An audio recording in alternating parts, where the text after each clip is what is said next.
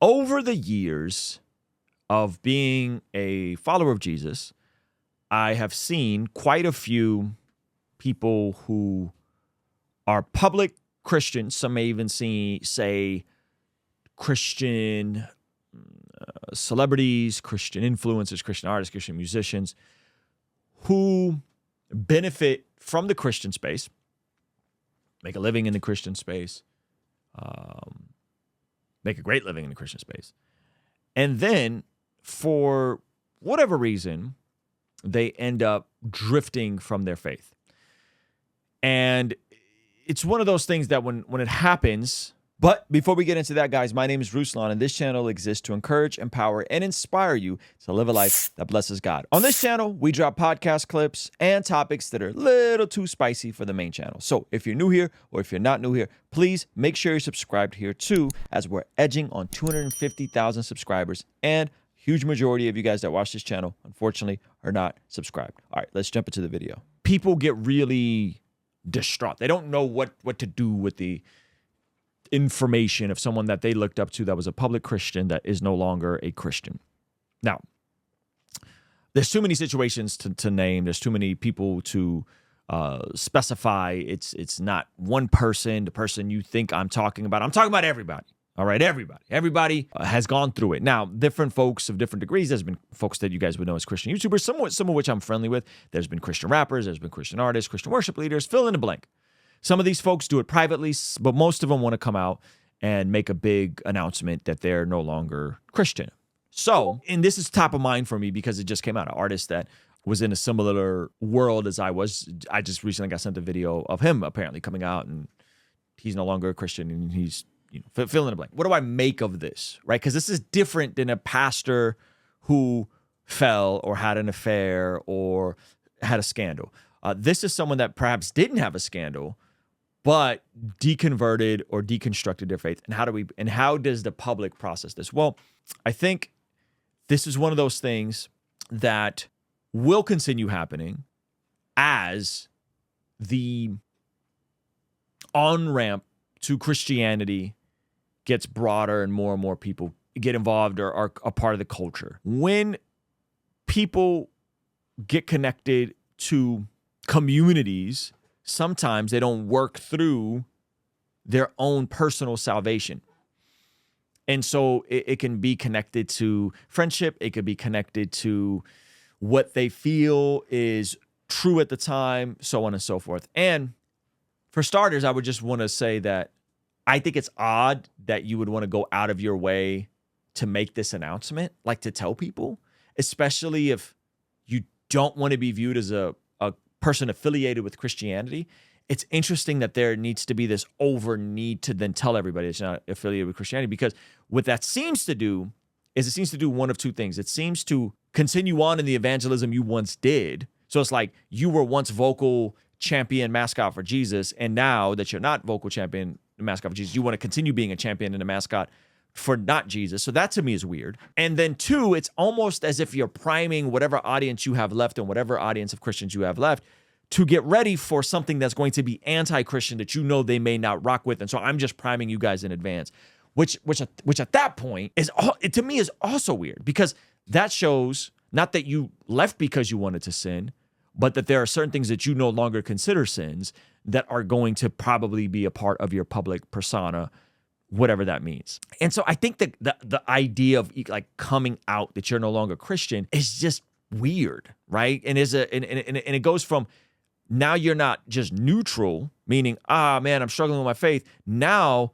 you're choosing to put a flag in the sand and basically be an enemy of the gospel that put food on your table, the gospel that gave you a platform, the gospel that had you traveling all over the world, the gospel that provided you comfort and luxury and status and power. And if that's something you benefit from, I don't quite track on why you would want to go against it. If you're wrestling through it, if you're not sure anymore, why not just be quiet and just respect the people and move away? Again, it seems like there's an evangelistic slant. And so I, at this point, just don't hold people to expectations of much anymore, because people are broken. Sometimes people go with the flow of things when there's opportunity. Other times they didn't fully count the cost on what it means to be a Christian. Other times they went into isolation and over time allowed their mind to be changed. There's a plethora of reasons why people deconvert from the faith. But I just find it interesting that oftentimes it's the people that benefit the most financially, status, and career-wise that then have to go out of their way and make these big statements and these kind of spectacles. I don't think it helps them. I think if anything, it harms their brand. I don't really know anyone that was a Christian anything and then denounces their faith and then becomes a higher profile person. But the need to distance themselves, one would assume, would be to become a higher profile person or at least take the quote unquote restraints off of being a public Christian. So it's a very interesting dichotomy that people are dealing with. And I think the people are like that fans are hurt by it. I don't think you guys should be hurt by it. Like I think you should be looking to leaders and pastors and people in your local community to shepherd and guide you. I think if there's people you glean from inspiration, that sure, maybe their music doesn't hit the same, maybe you don't listen to their art the same. But this stuff's been happening behind the scenes, and I think that the enemy is real, and that people, especially after the pandemic, struggled, and when people stopped going to church, they stopped oftentimes reading their Bibles and stopped practicing their faith. And it's like, well, what do you think is going to happen if you don't practice out and live out the thing that you claim to believe? Eventually, there will be drift. Now, this isn't a theological whether someone is losing their salvation or not losing their salvation. I think that's all that's beyond the point.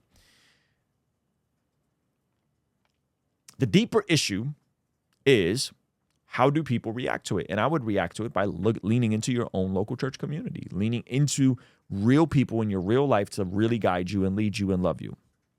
I had and have zero desire to be someone that is a person that is known primarily for my faith in the public sphere. My initial plan was I just want to be an artist who's Christian. I just want to be a rapper who's Christian. For whatever reason, the Lord breathed on the thing of me talking more about my faith, meaning I never set out to be a public Christian, to be in those circles, to be around those people, to be celebrated in that world. And now that I am, I don't really want to be friends with a lot of Christian celebrities, if I'm honest with you guys. Like I see things behind the scenes and I just go, ugh. Generally the people you see me next to and the people you see me partnering with, I genuinely believe are good people. In terms of folks like What Do You Meme and Alan Parr and Dallas Jenkins from The Chosen, and like the folks that I'm actively doing stuff with, I genuinely believe love Jesus and are doing their best. But a lot of my friends who aren't Christian celebrities and aren't Christian artists tend to even be more genuine, if that makes sense. I tend to have really good moments with a guy like Nick D, who isn't known as a public Christian, but is like an amazing, genuine human, than like whatever circle that I'm now invited to, whatever cool kids table I'm now invited to. And so like, don't take this stuff too serious. And I have a question for you guys in a moment that I'll get to. But don't take this stuff too seriously. Don't take this stuff too seriously. Don't put people on pedestals. Don't put your pastor on a pedestal.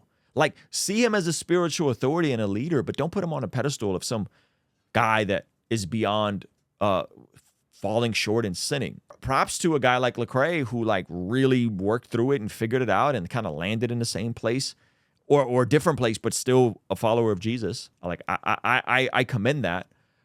And props to the guys who quietly moved away and didn't go and start trying to then smear Christians that gave them a career. Like props to those guys as well. But my question for the people here today is, as there are opportunities to have public conversations with people who have deconverted, and there are opportunities to have public conversations with people who deconverted, do you guys think it's fruitful and helpful and beneficial? Because we've had Tim from the New Evangelicals on. I thought that was a fruitful conversation. I think it was clear that it wasn't an endorsement of his current views. I think people can listen to both sides and come to their own conclusions. Now, Tim would still consider himself a Christian, even though he's really kind of went into a different direction with regarding his views on sexual ethics and the unborn and so on and so forth. I think those conversations are fruitful. I've had Rufat on, who is a ex-Christian rapper turned atheist comedian. That's still up. That conversation, we've had a private conversation. I think it's on Patreon with me, him, and my pastor. We may have another public moment. Would you guys be interested in that? Do you guys like that? There's other people that you guys are maybe familiar with that I'm still friendly with, that I talk to, that I genuinely enjoy conversations with folks privately.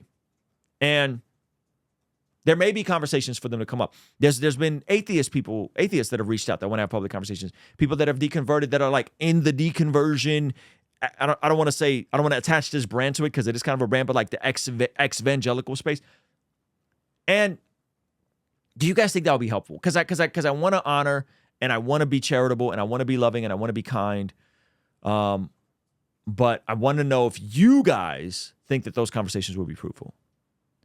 Or do you think they can do more harm than good? Thank you so much for checking out the video. Comment down below and let me know what you think. And be sure to check out this video that YouTube is recommending just for you. Let me know if they nailed it. All right? I'll see you over there. Peace.